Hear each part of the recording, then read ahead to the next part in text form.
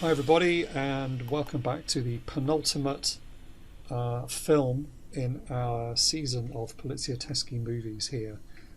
So this is now episode, what are we, 11 I think, of season 3 of the Wild Wild podcast. My name is Adrian Smith, and I am joined once again by Mr. Rod Barnett. Hello, Rod. Oh, I thought you were asking me a question. Sorry. Yes, I'm here. I'm fine. I'm clearly not awake yet for some reason. So by the magic of technology, we are connected across the world, across the internet. Yeah. We've had a couple of weeks to prepare for this movie. Did you manage to get off the heroin over the last couple of weeks, Rod? I know I've struggled a bit. I'm down to just snorting it, so I'm good. Okay. I'm good. No longer using the needle, so I feel as if I've stepped up a bit in the world. So I feel it's important to really immerse ourselves in these films. to get, I was under the impression that we needed to be involved in high crimes. Yes. Sorry. That was really bad. Sorry. Yeah. So before we just it's good to have any particularly exciting bits of news that we've got, I guess, as both of us, we seem to be we're both on a bit of a roll at the moment with having interesting projects in the background. So last time we talked about an Arrow box set that you've just been involved with. I'm sure you've got several dozen commentary tracks under embargo at the moment as well. Yeah, about 3, yes, actually. Wow. Okay. Yeah, I've only got one that's currently sitting in a can, waiting to be announced. But I did also just see recently that Network here in the UK, they've just announced their release of Conga on Blu-ray. That's Conga with a K. So that's the kind of King Kong trampling over London film, starring Michael Gough. It's not a documentary about dancing, although it could be considered a documentary about Michael Gough's ability to act like a supervillain. So yes. So Conga is coming out, and I did actually do the booklet essay for that one, which was fun. It's nice to occasionally do something that's a bit more like a family film, I suppose. Not that anybody in my family would want to watch it. Hey, I would want to watch it. I've watched Conga more times than I probably should in my lifetime. What a film. Yeah, it was really fun to do lots of research on Conga, and hopefully people will like what I came up with. So anyway. When is that? Do you know when that's due out? I mean, by the time this podcast goes live, it may be out. Oh, excellent. I think it's sometime middle of August. I forget the date exactly, but it's Well, you've given me long. Good reason to purchase another copy of Conga, which probably I should curse you for. So. You can never have too many. In fact, if you've got several copies of Conga, you can, of course, put them all in a line and then dance them along. How much research into gorilla costumes did you have to do for this project? I wrote the whole thing in a gorilla costume. Honestly, I'm impressed that you're going for such authentic feel for your writing projects. That's amazing. That's why authenticity is necessary. Yeah, that's why there'll be so many spelling mistakes as I mash the keys in my giant Gorilla gloves. Anyway, right. Let's get to the film. Oh my goodness. Does this feel like a train wreck to you? I'm just curious. Yeah. Let's try and pull things back from the brink. So this week we are going to talk about the fabulous film La Via della Droga, the Street of Drugs, or On the Street of Drugs, better known to all of us as the Heroin Busters. Mm-hmm. Cue some Goblin music.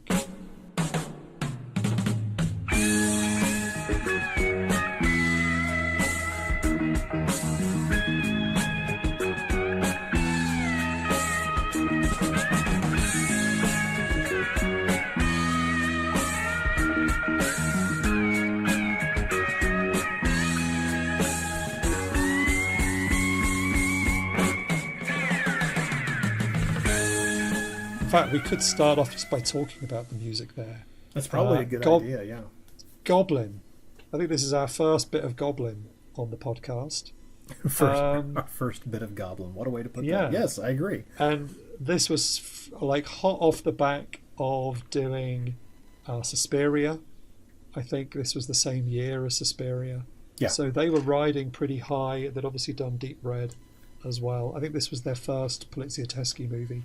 And it's they're kind of an interesting choice, because whilst their sort of proggy sound fits quite well with Argento's sort of larger than life, over the top movies, it seems initially like a bit of an odd choice for a gritty poliziotteschi movie. What did you think of the score? Well, the thing is, I have a difficult time with the score for this movie, mainly because I came to this score before, as a piece of music, before I ever saw the film. Me too. Yeah, so I knew the music just as a wonderful piece of music. Now, don't get me wrong, I knew that it had been composed for this film, but I didn't see Heroin Busters until, sometime in the early 2000s when it was issued. No, I'm just waving my vinyl copy of the soundtrack at you over Zoom here. I listened to this loads before I'd seen the movie. Because this was put out on vinyl back, I think about 5 or 6 years ago, as a Record Store Day exclusive. So it's got loads of great pictures and stuff, and writing about the film.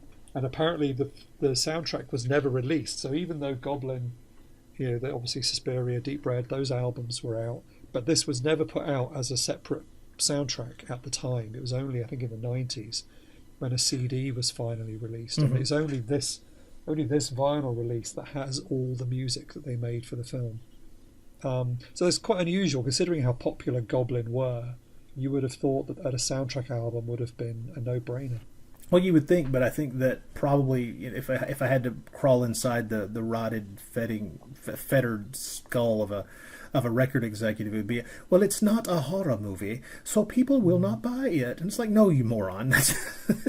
I'm assuming that was the thought process. Yeah, probably. It is good though. Oh, it's a great score. It's absolutely phenomenal. Yeah, I love it. I mean, it's layered over the film a great deal. Mm-hmm. There's a lot of music in this movie. Well, they knew. You got to think they knew what they had, because I mean, the entire opening 5 minutes is silent, except for it's a montage of that plays under their amazing music for this film.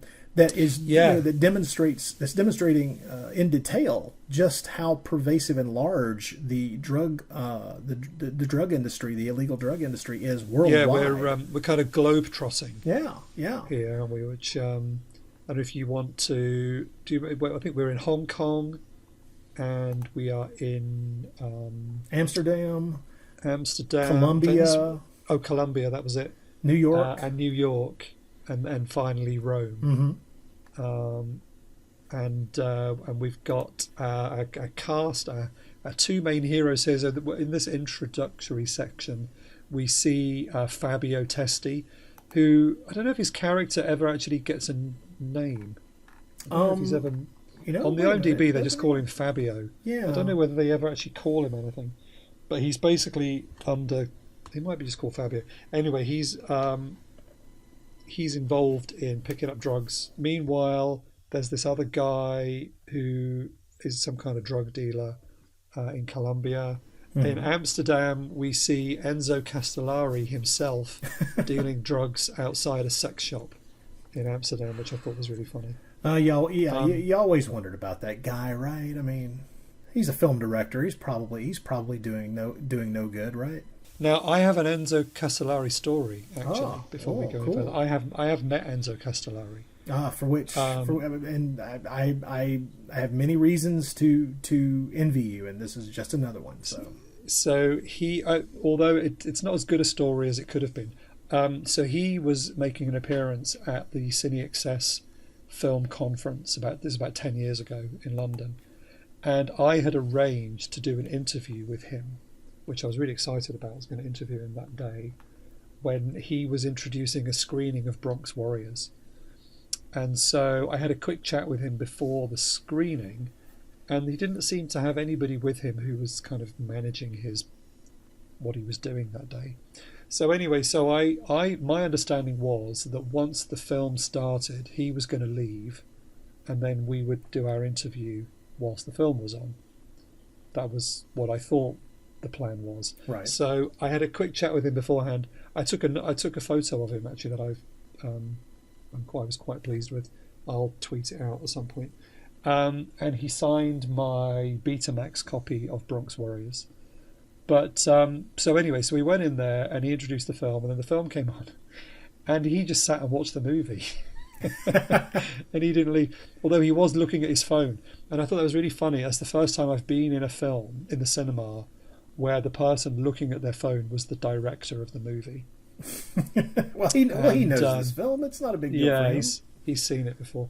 But I waited, and he never came out. So I had to give up on my hope of interviewing Enzo Castellari. That's a shame. That's a real shame. But I did get to meet him, so that was cool. I mean, I love Bronx Warriors. It's one of my favourites. So very pleased to meet him. Well, he's another one of those Italian directors who, I mean, you can look at his career as a director and be impressed by the number of genres that he traipsed through. I mean, first of all, I'm going to once again put out my call for one of his early spaghetti westerns, Johnny Hamlet from 1968. That's a film that someone desperately needs to release on Blu-ray with lots and lots of extras. That's just an incredible. I just absolutely love that film. And yes, of course, it is a spaghetti western version of Hamlet. It's well worth seeking out, and I wish someone would do a really good release of that. But besides spaghetti westerns, as his career began, this is I think he really kind of came into his own as a director. Don't get me wrong, Kill 'Em All and Come Back Alone is a great spaghetti western, but when he started making the crime films that he made in the 70s, I think that's when his career, you got to take note of him from there on with things like High Crime and Street Law and The Big Racket. Mm-hmm. This is the guy who seemed to be able to, let's put it this way. Unlike some other directors we could talk about, I've not yet seen an Enzo Castellari film that I've not enjoyed to one degree or another. I have nits to pick with 65 to 70% of them, but there are still still very entertaining films that I enjoy. Just before this film, he did one of the last great spaghetti westerns with Keoma. Yes, exactly. And of course, there is a nit to pick with that one, as much as I love that movie. Exactly. And then he went on to doing Glorious Bastards, which is fab. And he even has an uncredited credit on The Humanoid. So yeah, he directed the opening sequence of that movie after they realized they kind of needed a more action-oriented start to the film. So and anyway, great guy. So loads of cool stuff in his career, and obviously he's a big favourite of Tarantino, and Tarantino, as well as nicking the name of his film, he also has a cameo in Tarantino's Inglourious Bastards. Yes, indeed. So yes, we like Enzo Castellari. The Bronx Warriors trilogy are just superlative. Wonderful stuff. we will get to those at some point in the podcast. If you have a taste for the weirder end of his career and the more, let's just say, definitely R-rated, I do want to point people toward The House by the Edge of the Lake, which I think is a fascinating film. Oh, right. Yeah, I've never seen that one. Is that a Last House on the Left ripoff? It really kind of depends. That's a bit reductive, but well, I think that the title doesn't sell it as well as kind of correctly. It's a bit more interesting than that, and it's it's a supernatural thing. Yeah, it's not. They're using that title to kind of draw people in, and it's an unsettling film in ways that I really find to be extremely interesting. And like I say, it's known as The House by the Edge of the Lake. There are better titles that it was also known as, but it's a fascinating film, and I think that it's one that people could be drawn into in a weird way. I mean, interesting cast to say the least. So yeah, the IMDb's keywords for this film: topless girl, incest, giallo.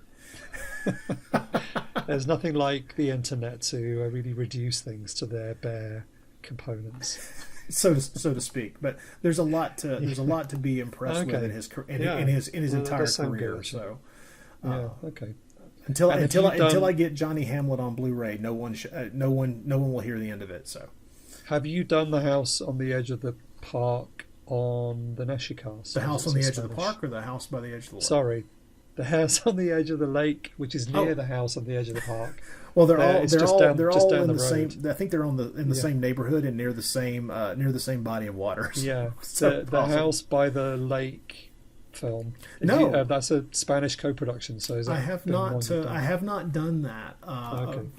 I couldn't tell you exactly why, because it certainly would give me the opportunity to rant and rave about the director. But no, I have not as yet. That's an untapped topic that I probably ought to do sometime soon. Okay.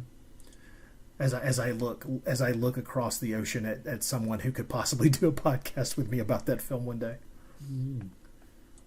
Yeah, no, Enzo Castellari, loads of good stuff. And this film also sees two other quite important contributors to Italian cinema making their debuts on the podcast. First of all, Fabio Testi. No. He was in Revolver. Isn't he? Oh, yeah. Oh, wait. Yes, You're right. Damn it. You're right. Never mind. But what a good-looking guy. My goodness. And he's too talented. It bothers me. I mean, he's too good-looking and to be an undercover hippie guy who deals heroin. Like, when you see him as a drug dealer, not that he's a bad actor, but you just see like, no, he's too good looking to be that guy. If I was putting somebody undercover in that world, I would have chosen a much uglier cop. A much sleazier looking. Yeah. Yeah. But he's absolutely fabulous. Very, what's the word? Sort of magnetic. Like, you can't keep your eyes off him when he's on screen. Oh no, he's a gorgeous man. It's amazing. Yeah. Yeah. But definitely here, I think, for the first time, is David Hemmings. Yes. Who is, of course, kind of Italian cinema royalty, thanks to, Blow Up and Barbarella. Yeah. And Deep Red. Definitely Deep Red. I would say Fragment of Fear as well. But he's one of those people who he seemed to be able to for almost 20 years, he seemed to be able to work both sides of the divide there between Hollywood and Italy, and really interesting. He did a lot of he was a director as well. Yeah. Funnily enough, directed episodes of the A-Team, amongst other things. I mean, imagine that. Well, I mean, he seemed to, in the 80s, move into working a lot, both behind and in front of the camera for American television. Even episodes of Quantum Leap. And Airwolf. So, which is really strange. Yeah. But he... really interesting. Obviously, he was cast in Deep Red, specifically because Deep Red is effectively a remake of Blow Up. Mm-hmm. But he's so good. He's so good at what he does, and I really again, I hadn't seen Heroin Busters before, and he's great in this. He looks. I don't know whether they've deliberately given him grey hair here, or if they dyed his hair in deep red, because this is only a couple of years later, but he looks about 10 years older.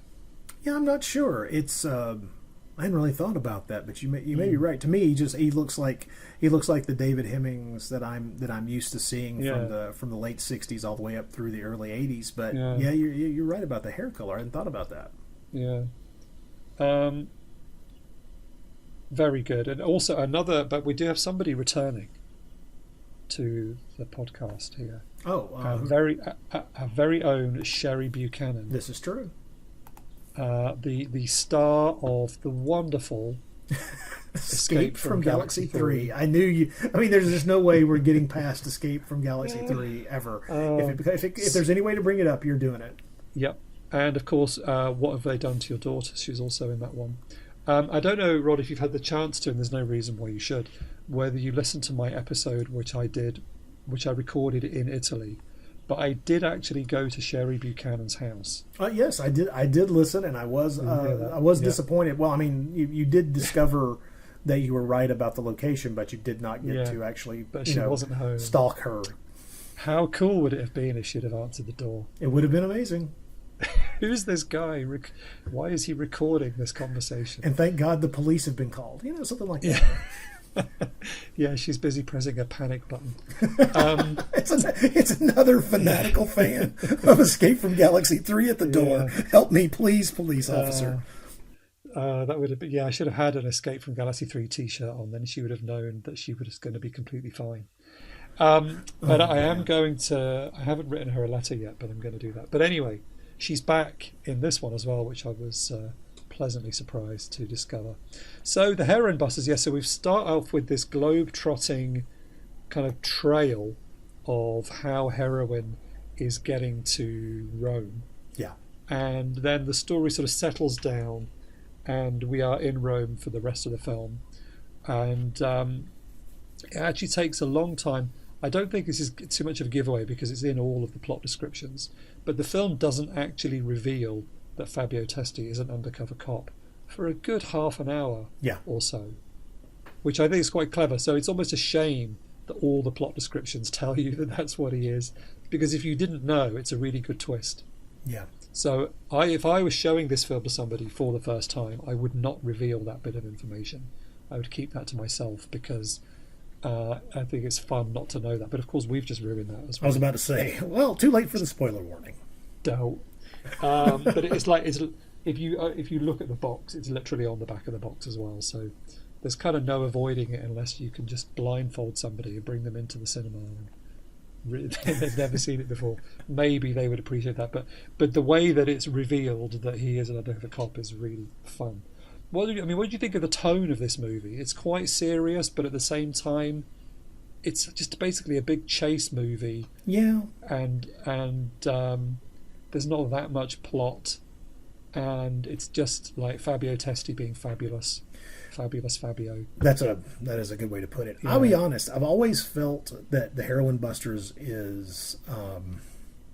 They were clearly trying to shake things up a little bit, to do something a little bit different in the realm of this genre. But I don't know that they were completely successful because I don't find the Heroin Busters to be as engaging as a lot of other examples of the genre. I think that it's a very interesting film. I do find it. I don't dislike watching it. I enjoy big chunks of it. But at the same time, I'm never fully engaged in what's going on. It just seems as if there's some distance between us and kind of caring about the characters on screen.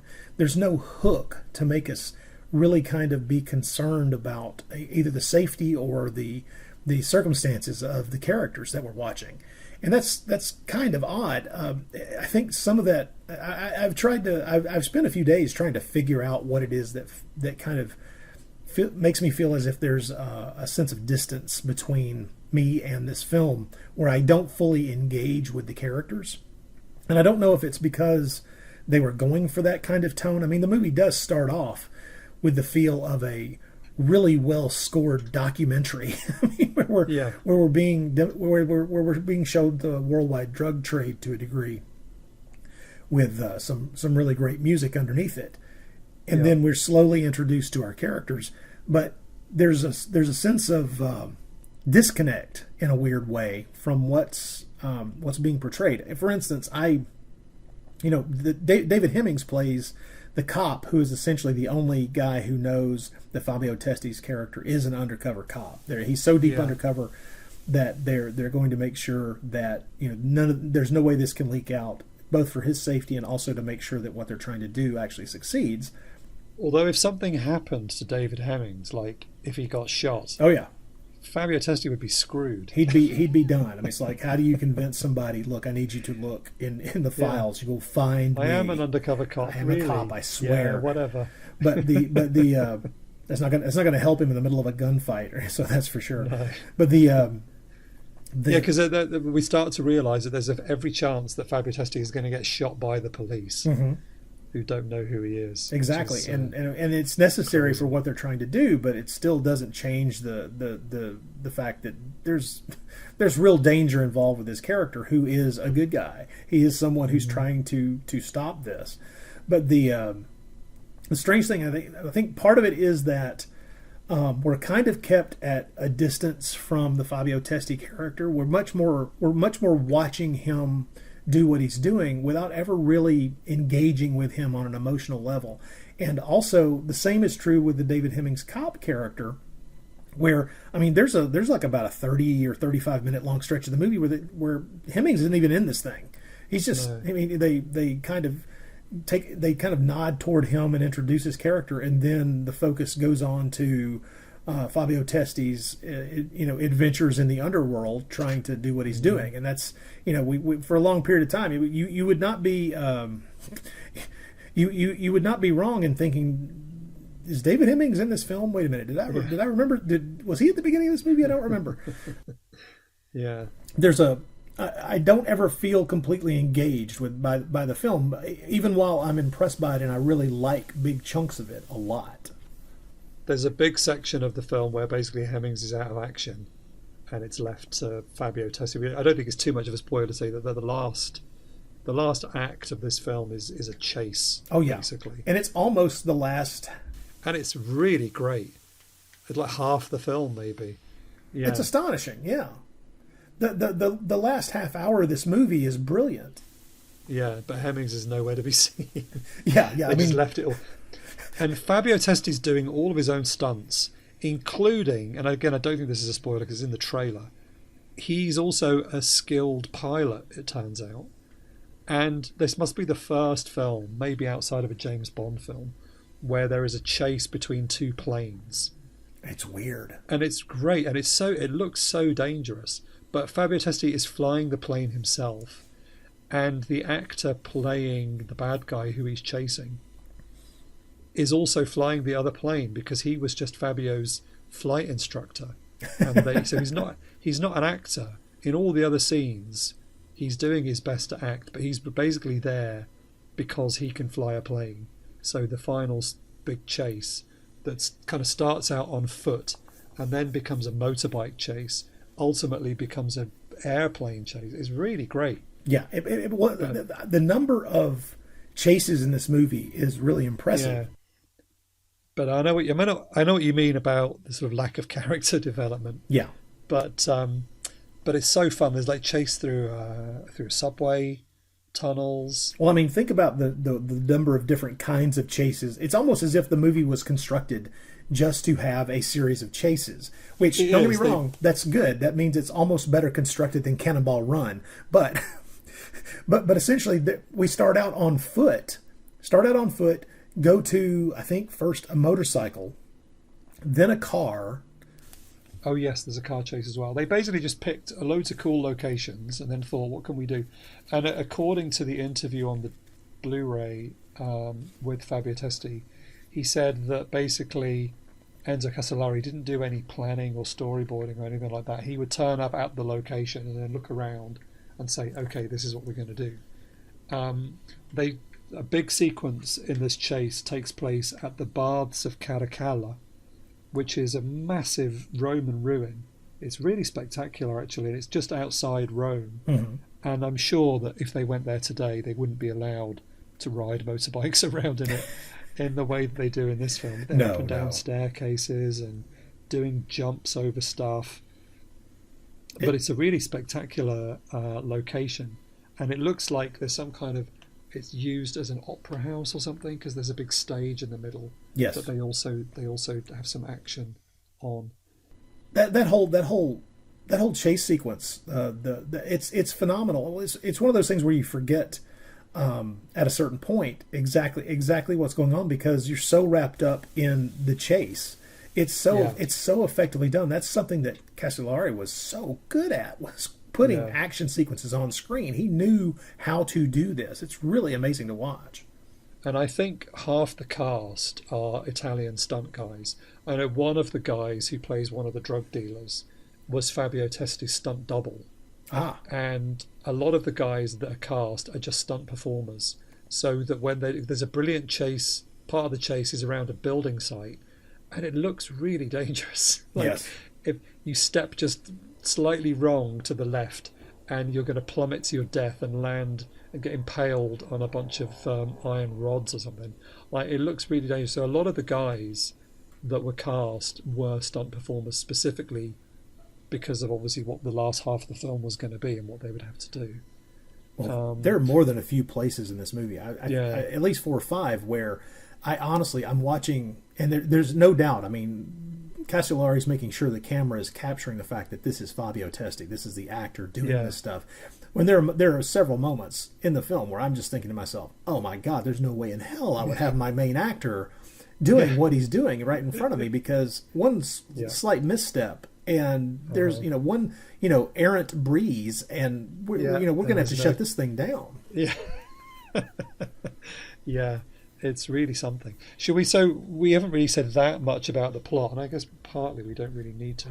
But basically, Fabio Testi, so he's smuggling these drugs from Hong Kong back into Rome. Yeah. He gets arrested and then put into jail, but he's not it's really weird.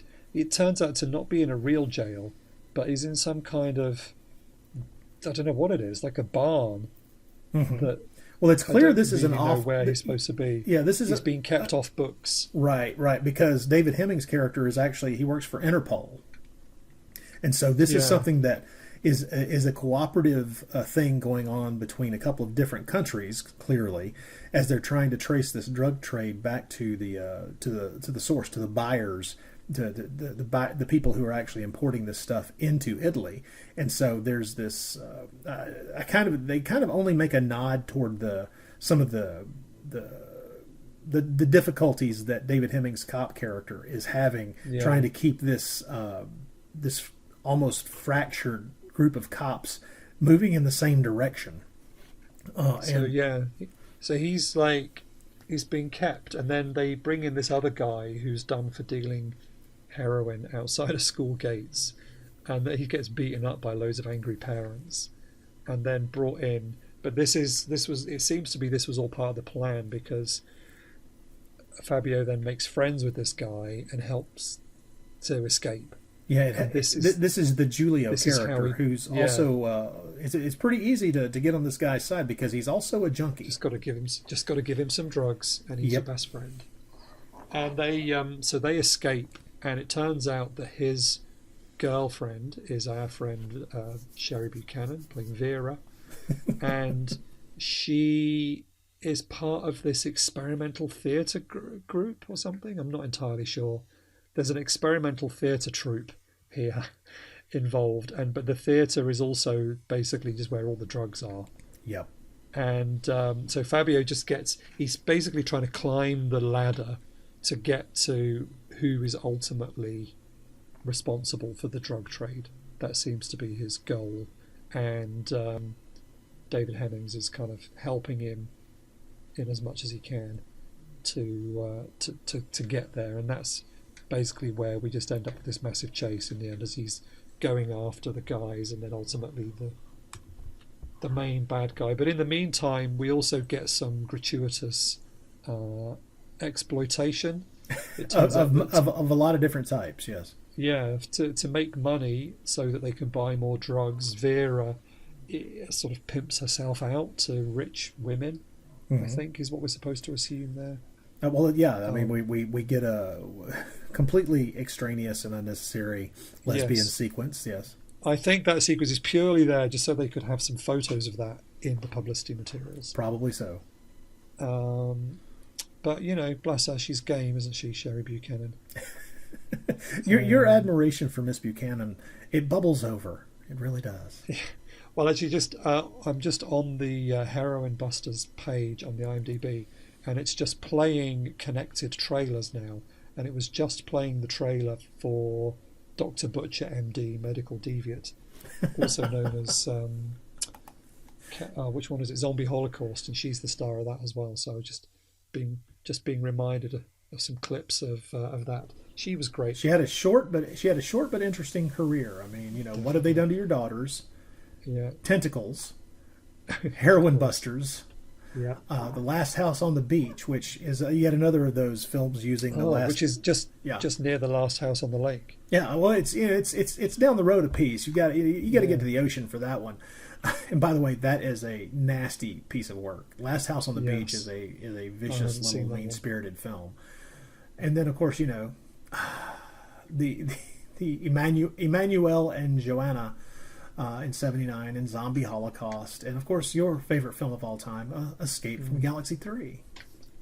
I think you'll find it's not only me who has that as their favorite film of all time. Really? I'm pretty sure that out of the 6 billion people on planet Earth, it may be that you're alone in that fan club. I'm not sure.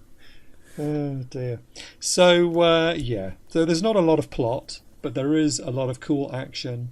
There's one particular moment when which is something that predates James Bond by about 30 years, where Fabio is in the underground station and he has to get from the top of an escalator to the bottom of an escalator very quickly. Oh yeah. And he does it with such great style and panache. I enjoyed that bit particularly.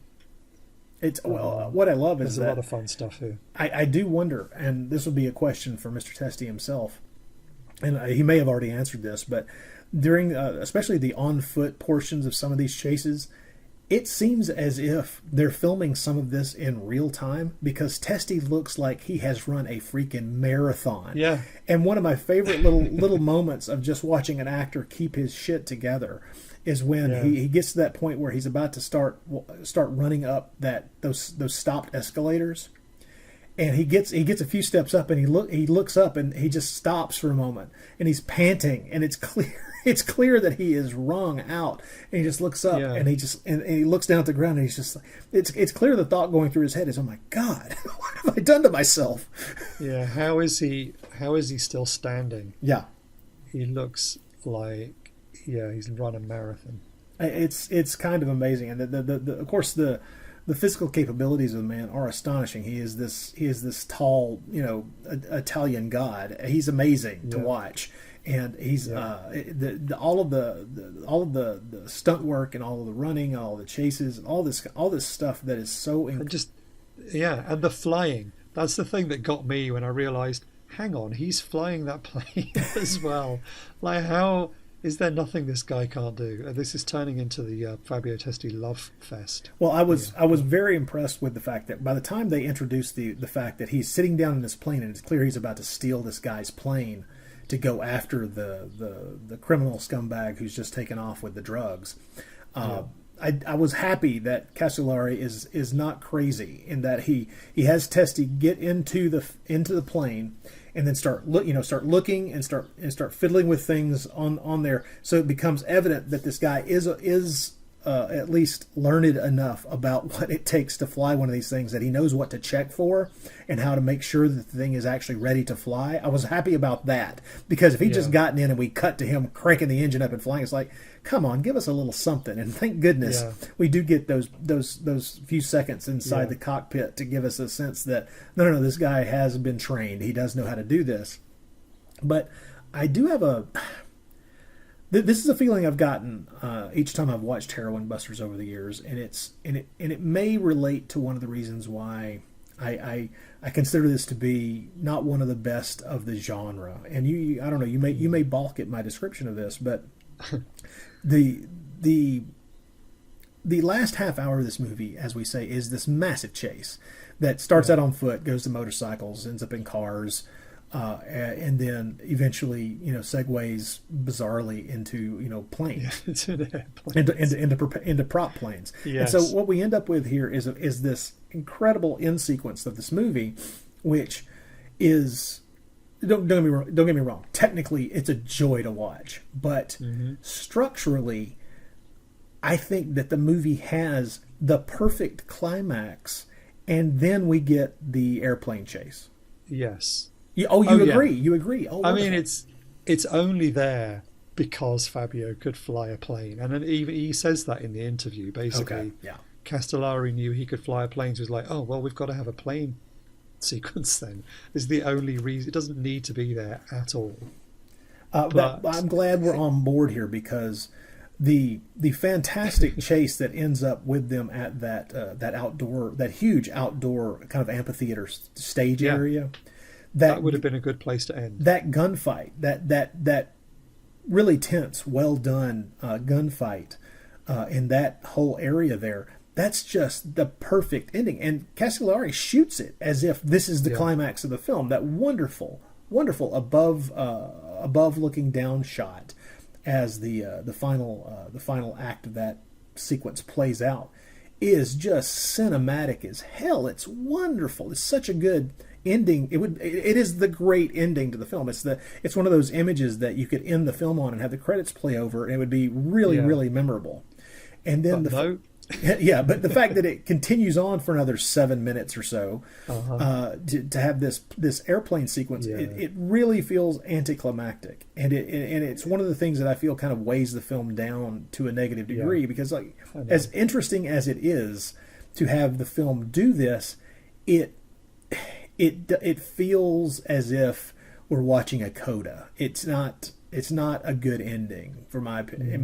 It's certainly not as good an ending as the one we just alluded to, where you're going, man, that was incredible, because that ending, has so much adrenaline in it, and it's got so much suspense and tension, and then it ends in a really cinematic and visually impressive way, and then we've got this weird airplane sequence at the end. But it's it's basically, it feels like most of the film is designed purely to show off how cool Fabio Testi is, and he is. And let's not be wrong. Yeah. And I mean, I think the project, he had quite a lot to do with it right from the beginning, because he was friends with a guy who was a cop whose name was Nicola Longo, and he'd been an undercover cop, and he didn't say specifically which bits of the story were true, but some of the Heroin Busters is based on the experiences of this friend of his who was a real undercover cop, and he was used as a sort of advisor on the set, and apparently he's even written his own book about his life as an undercover cop. So they were trying, in one sense, they were trying to make this realistic, and a lot of the poliziotteschi films had kind of origins in news stories or real people or whatever. So from that point of view, they've tried to make this feel quite real. But then, like you said, on the other hand, it's almost like a fantasy film with very little root in reality at all by the time we get to the end.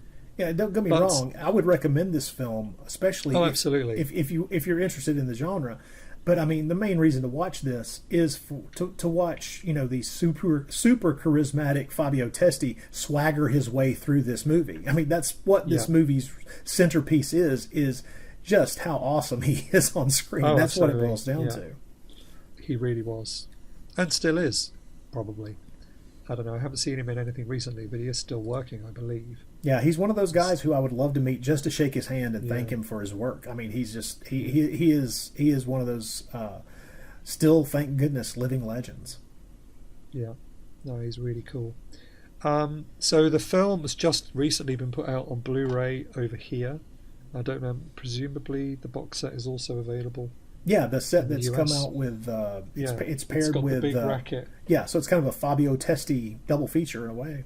Yeah, it's called what's it called? Rogue Cops and Racketeers: Two Crime Thrillers by Enzo Castellari. Yeah, I'm a much bigger fan of the Big Racket. I really, really love the Big Racket. Oh, okay. Again, I haven't seen that one yet, but I will. I think the main reason out of the two I picked this one to do was because of my familiarity with the soundtrack already. Oh well, so, no problem. They're both good examples of the genre. It's just that I'm a they're both films were made by Castellari. The Big Racket I think is the superior of the two. Now, if anyone does pick this up and you look at the extras, you might get a little bit excited because it does say both films come with new audio commentaries by Adrian J. Smith and David Flint. But sadly, it's not this Adrian J. Smith. We often do get confused, but no, I am not him. There is another Adrian J. Smith out there who gets some cool jobs. Who knew that Smith was such a common name? I know. But it's funny that he goes by Adrian J. Smith just to distinguish himself from us other Adrian Smiths. But my initial is J as well. So. Oh my goodness! But what is funny is a few months ago, Indicator, just out of the blue, sent me one of their new films, and I looked at it and it was just I couldn't understand why they sent it to me, and then I realised that it was because it had a commentary by him, and they'd accidentally sent me his comp copy of the Blu-ray. so this identity mix-up has its benefits in weird ways. So I did contact them. I didn't just keep it. I said, "Hey, you sent me this by mistake," and they let me keep it anyway, which was nice. Oh, you're a better man than I. I'd have just kept my mouth shut. It was that. Oh, what was it? It was that Donald Pleasance Greek vampire horror film. I've forgotten what it's called. I can't remember the name. I can't remember the name of it either. Yeah. But anyway, so you'll see Adrian J. Smith's name on a lot of stuff.